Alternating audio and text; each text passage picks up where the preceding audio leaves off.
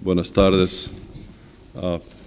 Yo no voy a hablar español porque hablo portuñol, no hablo español. So voy a hablar inglés, pero quiero decir, Luis, muchas gracias. Siempre muy contento de estar en Madrid con los hermanos de España and todos los amigos que están acá con nosotros. And with that, I burn all my Spanish and I'll switch to English. That is not good in there, but just bear with me. I wish I could speak Portuguese.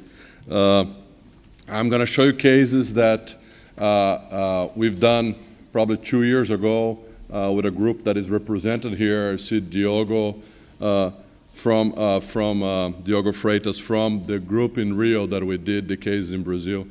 So glad that he is here. There's more their work than my work. And I'll show you what is there. Nader Sarur from Paris was very kind to share his series, and I'll show a couple of Nader cases, and I'll share with you Hans. I don't know if he has to leave, but Hans just published JNIS January, very fresh on the press, the Stuttgart series, and I'll show you a little bit. Unfortunately, I don't have much follow-up from the Brazilian case, and that's a problem, but I'll show you what I have, and we can discuss. This is where I am right now. This is our small little town on the state of Florida. I wish I could be south with Dr. Linfante in Miami, but we are in Jacksonville, and this is our hospital where we try to do our work every day. Those are my disclosures, and I hope that doesn't influence my presentation here. A lot of what I'm going to show you here is published. We published that on JNIS, and we got honor with the cover of the journal that month in 2016. So in the last 12 months or so, we have 2 publications, one by us with Quill Turk as the first author, Dr. Maya and the Brazilian team, and Hans and his team just published last month, so you can read and learn about that. Why do we need new technology?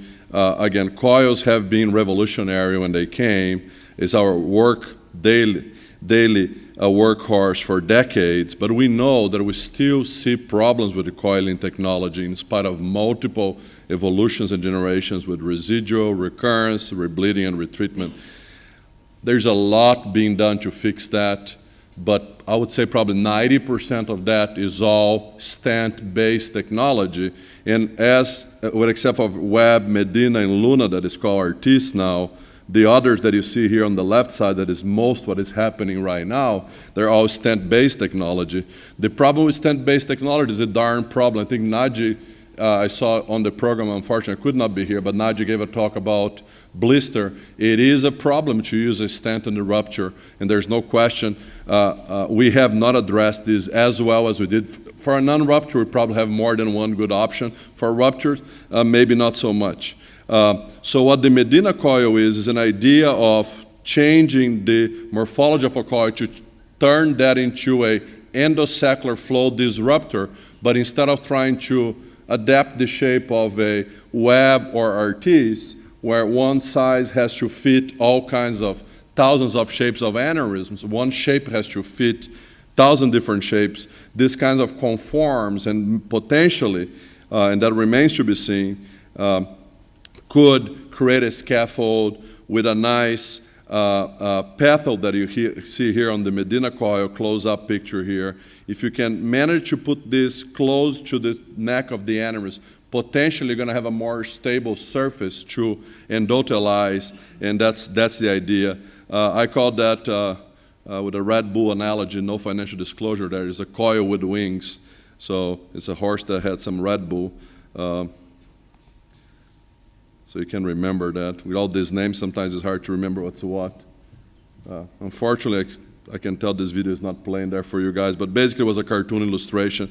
This is fully retrievable, resheetable, just like we do with any coil. This is coming to be sold as an endosaccular flow disruptor, not as a coil. And this is the animal studies that led to that. The idea is, if you look at the animal study with coils, and you can easily understand why we had the issues that we have. First, you're packing 30–40% at the best case scenario. Second, you're asking the endothelium to grow over a very irregular surface. And that's one of the reasons the flow diverter works so well. You have a very nice, uniform, small little gaps for the endothelial cells to grow over. And that's the idea here. If you can arrange for those petals to be right at the neck, now you have a super nice surface that is much more regular than a bunch of cylindric wires for the endothelium to grow. So now you see that very early on, you see that surface of the Medina coil at the neck of the aneurysm, allowing for endothelialization. Medina got acquired by Medtronic about a year ago, but that remains true that this is through a 21 microcatheter. There's a push to make this through a 17 microcatheter, but this far is through a 21. And the size available for the framers, they have framers and fillers, and the wing on the fillers are a little bit smaller. The framers go from 6 to 9 and has a fixed length. It is a problem. I did the first case in the West under compassionate use. There's a 20 millimeter triple recurrence of a basilar tip aneurysm, had a Y stenting already in place. You're trying to treat a 20 millimeter recurrence with 9 millimeter coils. Needless to say, we put 27 of those inside the aneurysm. So we need bigger devices if we're going to be dealing with the larger aneurysms as well. This is the results of the Brazilian series. We treat, over a couple of months, we treat 12 aneurysms.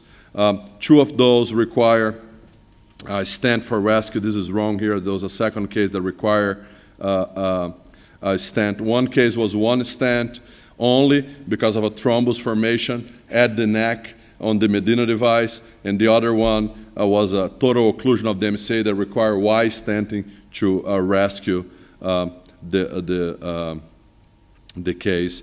Thankfully, none of those cases with a major stroke, and we haven't seen any major hemorrhages. This is the very first case we did in Brazil, and I think like every new tool, I think is important, and I think I learned a lot from many mistakes that we've done before. I think it's very important to strategize, and I think that's a problem that we see with failures with Medina that are out there, and we learned from that as well. We thought, oh, maybe this is going to be a one-and-done type of deal like Webb or Ortiz. Today I'm convinced that is not the case. I think the Medina coil needs to be very packed with Medina or with something else, aka regular coils. Here's a case that we did a strategic error. I think the Medina coil has to be at the neck. So this was the very first case. We decided, okay, we're going to do an 8 millimeter filler, 8 millimeter frame, and we're going to put a second device. After the first device was detached, we could not put a second device that got to the neck nearly as well. So here you see when we're putting a much smaller device, I cannot cover the neck and end up after 3 Medina devices. In retrospect, we should have treated the dome with coils and then use a large Medina to push. The Medina, I think, and again, this is from 12 cases with short-term follow-up, I think the Medina wings have to be at your neck with the aneurysm super packed to potentially provide that benefit. And here you see we end up packing that, but never got the Medina wings to come to the neck as ideally as on the animal model that I showed. So end up finishing that with some microventral coils, and this is the final result. This is the 1 month follow-up. There was a stable remnant that remained the same on this basilar tip aneurysm. This is another case. This one was a one and done because we could not pack with anything else, so we learned that early on. This is a carotid terminus aneurysm that we put a single 6 millimeter framer. We could not get anything else inside. The idea was to put more fillers or to put coils. We could not pack with anything else. And this is the 1 month follow-up, I think with a stable remnant. It's very hard to say if there's a vessel coming from that, even on the 3D picture, that has been stable. This is immediate. This is a month after. This is an MCA aneurysm. Again, that is, for me, is ideal with Medina. You see here, you have the petal of the Medina right at the neck of the aneurysm. So this is a wide neck aneurysm that possibly you would have to do with adjunct device, a stent, balloons, whatever, a flow divert, whatever you decide that is ideal. We did this with the Medina coil, and we packed that with Medina. And you see here, it is very common to see the radiopacity of the Medina is much lower than a coil, so you can see contrast penetration. We have seen this before with polymer coils, where you still see contrast penetrating the aneurysm. And yeah, unfortunately, I'm sorry, all the videos are stuck. But you see here, at 1 month follow-up, you see that all that contrast penetration disappear, and you have a stable neck remnant with nothing inside the vessel. If you can imagine, this is a rupture aneurysm. Now you have all the possibilities in the world. You can watch that, you can stent that, you can flow diverter that, whatever you think is the best in your hands, but you just treat that aneurysm without using a endoluminal device. I think that is a potential advantage of that. This is another case. It's an unruptured aneurysm that had been previously clipped, wide neck, treated with a single Medina coil, and here you see the 3D angiography with no follow-up available on that one. Another case that I thought was pretty exciting is an 84-year-old guy with a subarachnoid hemorrhage. Again, many ways to treat this guy. When that treating here with Medina device, so this is a 9mm filler at the dome. You see the stasis that this creates. I think this is very similar to what you see with the Webb and RTs. And we keep packing that. And this is the end result. You see the contralateral. There's still a little neck remnant, but you see how the Medina by itself induces stasis and thromboses the dome of that aneurysm. So it should work on the rupture cases. And here you see the 6-month follow-up with a nice stable occlusion of that aneurysm. I'm going to show you 3 cases here. I think when Nader started doing cases in Paris, and we're involved with that, Nader learned what we learned. We shared experience, what we did in Brazil. So Nader, I think, did exactly what we should be doing, in my opinion, with this tool. Here's a wide neck ACUM aneurysm with subarachnoid hemorrhage. You see here a wide neck, hypoplastic A1 on the other side. So Nader used the Medina coil as a frame. So here you see, and he did present this at WLNC.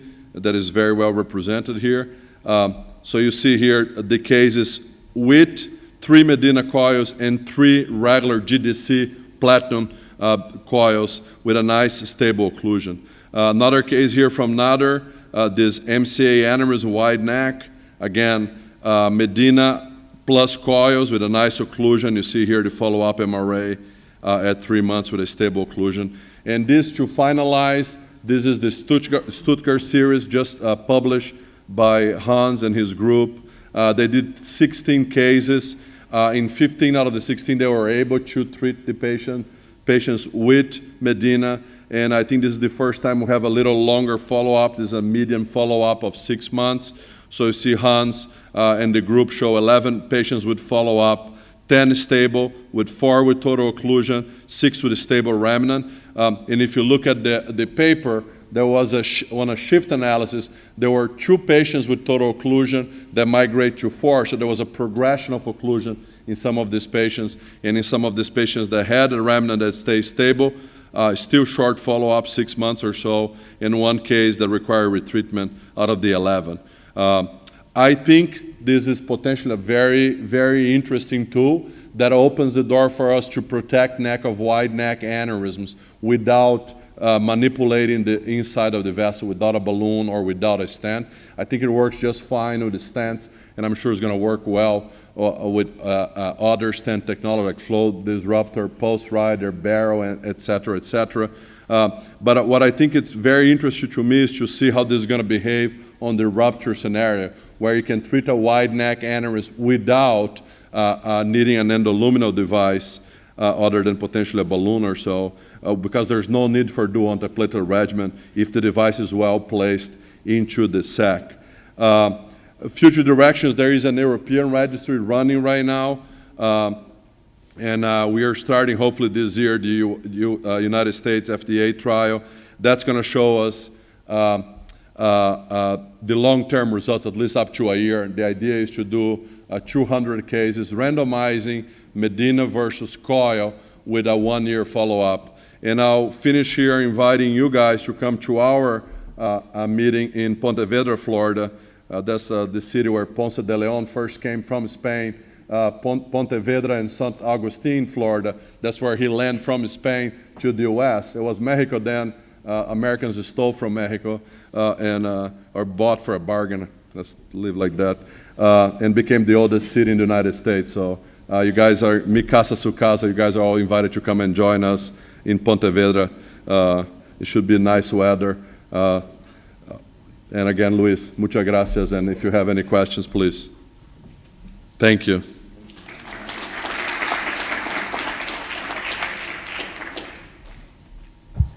Any question for the audience?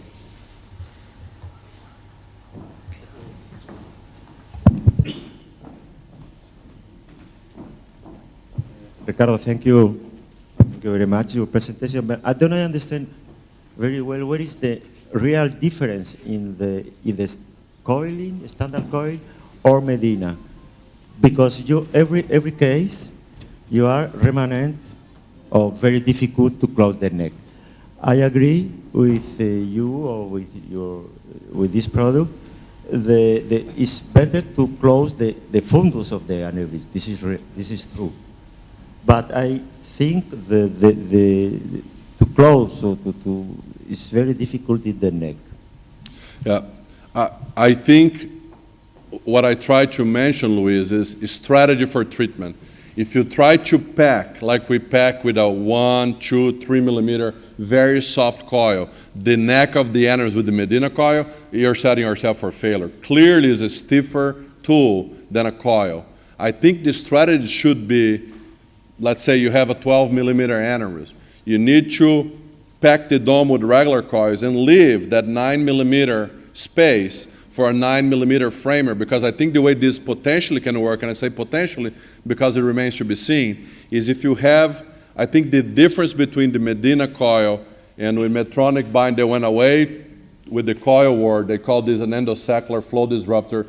They're trying to compete with the Webb and Luna with this, with kind of a custom-made endosaccular device. I think the way this theoretically, and that remains to be seen, I keep repeating that because we don't know. Again, there are like 20, 30 cases done, maybe 50 cases done globally. I think we need to see that. You need to get that pedal, because the pedal on the Medina, it reminds you of a Webb or Artis mesh.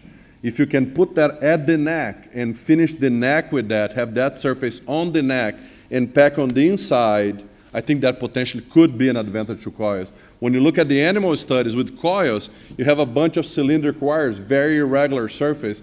That's why that doesn't neutralize. If you have a nice, smooth surface of a mesh at the neck, and we know that with flow diverters now, I think if you have that stable surface, that is a potential theoretical advantage of the two. Remains to be seen. Yes, I think it's a good indication to treat the patient when you put one flow diverter. You don't need to put the coil, you put the Medina, and it's very easy. You are changing the inflow in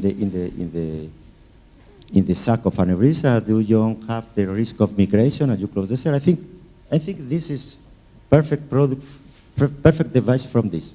I think it's a very good idea. The problem with that is the largest Medina is 9 millimeters. So our problem, where I feel compelled to put coils on an aneurysm, are typically on the large and giant.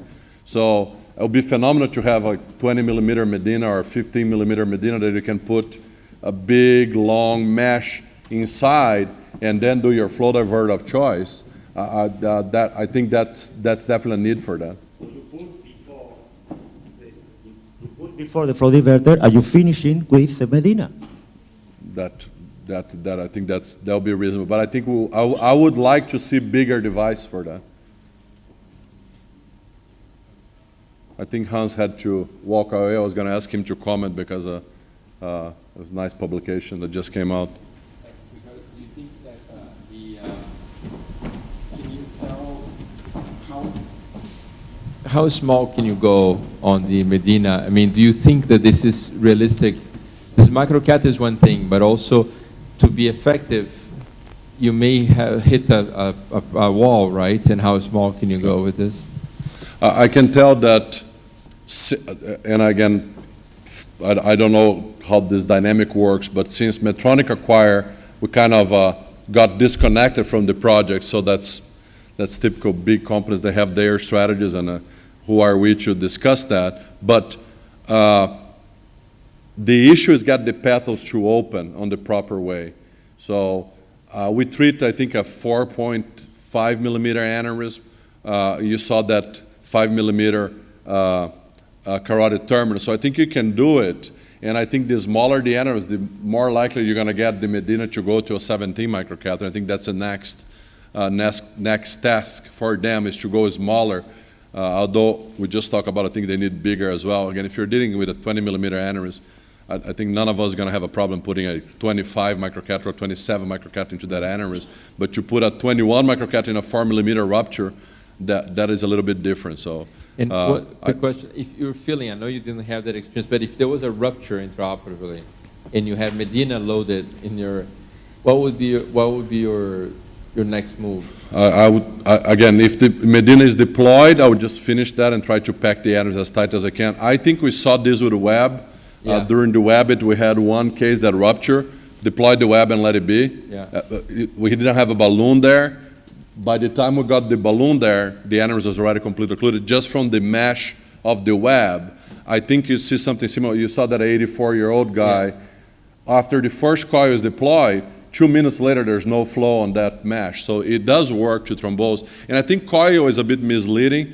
We have this nice sense of safety that the aneurysm is totally packed. It's not totally packed. It's radial opacity of the coil gives you the sense that you're totally packed. It's not, and that's why you see here and there. But I think the question I have is, I did this only in animals, but I don't get a sense of this radial force of this. If you are in the subarachnoid space and you deploy some in the subarachnoid space and bring it in, do you think that's the best strategy, or bring everything and try to cork at the neck? I would anchor outside because I feel. So you would not open the aneurysm more, the tear by the sail. The sail is too. It's pretty soft. Soft. I think it's pretty soft. Yeah. But that's probably what I would do if I'm outside of the aneurysm, and knock on the wood. I haven't seen that, but I would anchor the micro there just like I would do with a coil. Start coiling outside and pull inside, because I think that will help your. Ricardo, you are the possibility, you are the problem when you need to remove the Medina. You put one Medina, and then you like this, you don't like this Medina, and you remove the device. You don't have the torsion of the problem to remove. I haven't seen that. I'm sure it can happen, but we haven't seen that. We had a couple of cases that we start with a bigger device. You said, oh, that's not fitting. Let's take it out and put a smaller one. I didn't show here, but I had a PCOM aneurysm. That we started with a 6 and we thought we could fit a 4. When we go with the 4, there was no way that we could put a 4 there. Again, if you're trying to pack like we do with the coils, very small catheter move at the end of the neck, I don't think this is the way to use the tool. And that's a problem when you go out there. If you don't know what the tool is designed for and how this will perform, you might try to pack a neck with that. It's not going to happen. It's not designed for that. Ishil? Two questions in terms of how you do it during the placement. One is, where do you place your microcatheter, preferably at the neck region or deep towards the dome? And secondly, how do you decide on your sizing? I mean, according to the largest diameter, smallest diameter, average, oversize, undersize? Yeah, sizing, I think, again, you saw some aneurysms that you can size for. You have a nice shape and a height. That's an easy one, so like a 5 by 5. On those that are a little discrepancy, we use the web +1, -1. But you see, for example, that basilar is a tower. I think that's where you have to strategize. If I would treat that aneurysm again, I would do a smaller coil at the dome and leave the neck to be treated at the end. So I think the decision is going to be kind of case by case issue. And again, size is a problem because you have 4 to 9. If you're dealing with a bigger aneurysm, I don't think that's the best strategy because this needs contact with the neck, in my opinion, to work. So I think we're going to need, if we're going to try to treat all aneurysms with this, I think you need more size variety. If you have an aneurysm is a 12 millimeter MCA, I think, and talking about kind of a spherical shape, I think that's what will be the size. Again, you can try to do it a bunch of 9s, but I don't think it's going to work like that. Hans, I'm glad you're back there. The main issue I observe with the Medina is it's a kind of a dilemma. If you slightly undersize it, you have nicely this effect of tumbling, so it turns around, it creates a sphere.